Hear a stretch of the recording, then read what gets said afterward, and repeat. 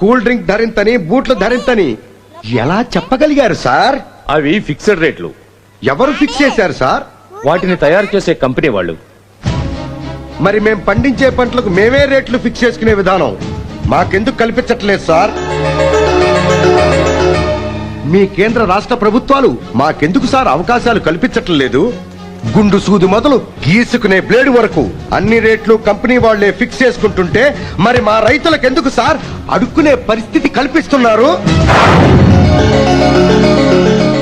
ఎండనక వాననక రేయనక పగలనక పాము కాట్లకు గురై ఎదురు దెబ్బలకెరై పండించిన పంటను మార్కెట్లో అమ్మడానికి వస్తే 3 రూపాయలకి ఇస్తావా, 2 రూపాయలకి ఇస్తావా, రూపాయికి ఇస్తావా అని మార్కెట్లో బేరం పెడతారా?